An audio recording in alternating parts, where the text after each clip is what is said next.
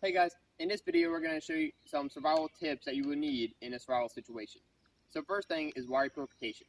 So this is a purification method that can be used and is very effective in keeping water from the rain. So as you see here, we got a tarp and we slanted it. The slant is to get the rainwater to drip on the tarp and to collect like in the middle area.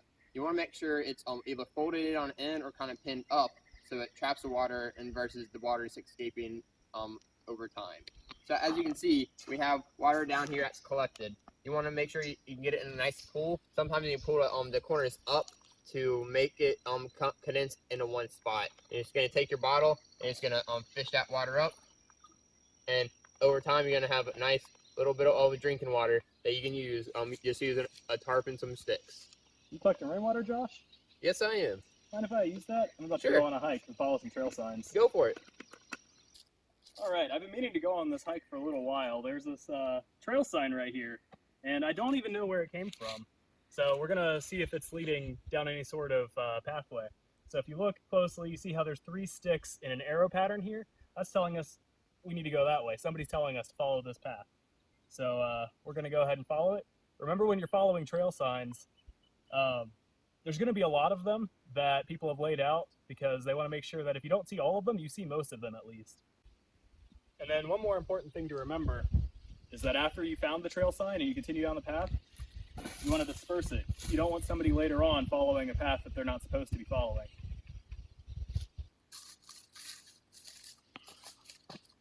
Oh, well, looky there, another trail sign.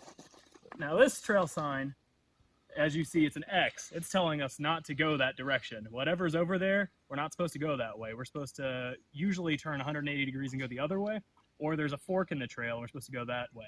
But you do not go this way. So like before, we tear the trail sign down, and we get ready to go on our merry way.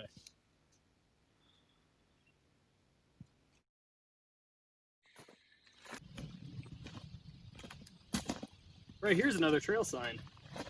If you look down here, you see 2 rocks stacked on top of each other with a stick pointing in the direction you're supposed to go. If it were tilted this way, it'd be indicating for us to go that way, up that hill over there. But instead, it's telling us to just go straight ahead.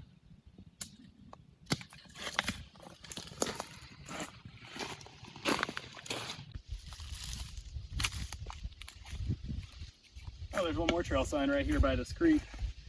You see 2 sticks like this, one that has a fork in it, and the other one's laying in it.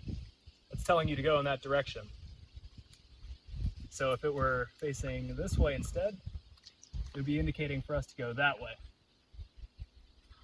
But we're going to go ahead and take this trail sign apart. And before we leave the creek, this is some good fresh water that we can take advantage of. When you come across fresh water like this, you can use a water filtration pump.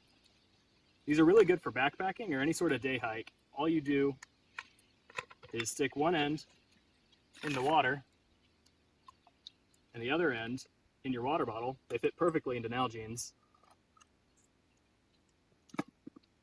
And then you start to pump the water in. Remember, every time you go to use it, at first it'll take a little while because there's air in the hose. And then when you're done using it and you have all the water that you want, you're going to want to take the nozzle out of the water and get the water back out of the hose. That way it doesn't mold in storage.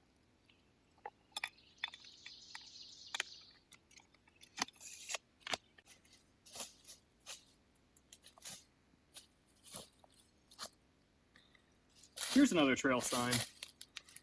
3 rocks stacked on top of each other is another sign that you're not supposed to go this direction. This is useful for when you're not in a creek bed that have a bunch of rocks anyway. These will get lost if you try to use this in a creek bed. It's also good for harder ground, like clay. Anything that's hardened that you can't jam sticks into, you can use 3 rocks like this to indicate that you shouldn't go a direction.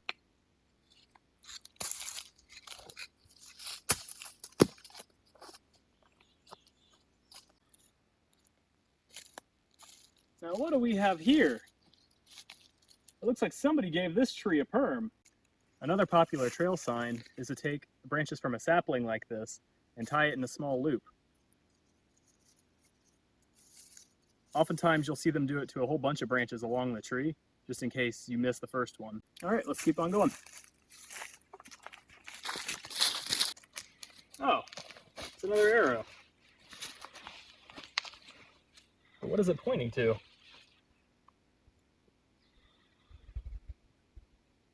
Oh.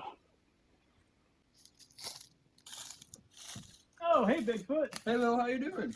All right, what are you up to? I'm just purifying some water. I can teach you a couple things if you want me to. That would be great. Okay, cool. We'll get back to this in a minute. Come on, take a seat.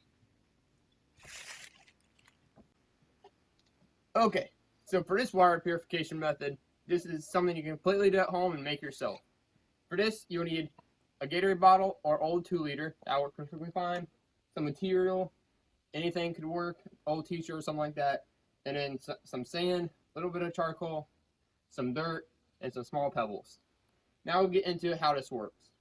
So you're going to take a Gatorade bottle and you're going to cut the end off, or the 2-liter. You're going to take the cap and get your knife and poke a few different holes into the cap itself. So you're going to take the cap and you're going to put your cloth right in on the cap. And you're going to screw your cap on. This is going to prevent, keep the water in as long as possible so it can filter properly. So now what you want to do is you want to start with this very finest stuff and layer it over time. So we're going to put some handfuls of sand in here. And what you want is a couple inches of each layer. So that's about good for the sand. Now we're going to get the next finest thing, which is the charcoal. Sometimes you might have to break up the big pieces. But you're going to do the exact same thing, a couple inches of the charcoal.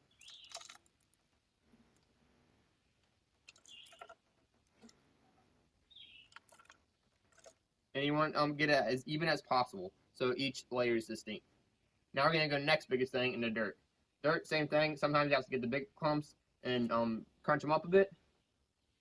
And we're going to sprinkle them in just the same. A few inches of dirt. So as you notice, we're going from very fine stuff out of the sand, the charcoal, the dirt. So the stuff that the water goes to first will be the biggest stuff. Now, the last little bit is going to be these rocks. And you sprinkle the rocks on the very top. So as you can see, it's distinct layers. You have the big rocks, the dirt, the charcoal, and then the sand. At this point, the filter is ready. Now you can take any kind of water and you're going to pour it through. It's not going to be immediately go all the way through. It's going to take some time to get through each layer. So you're going to pour little bits of water at a time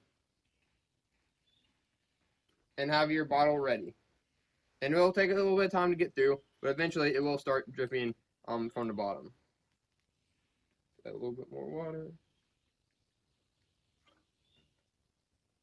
And sometimes it takes a little bit of time because you want it to filter properly. Some on smaller levels, it does take time to get through that sock and get through that charcoal. So soon it will start dripping. As you can see, it started to drip through. It will take some time for it to go through all the way, but eventually it will. The water will filter through every level, and it will drip through.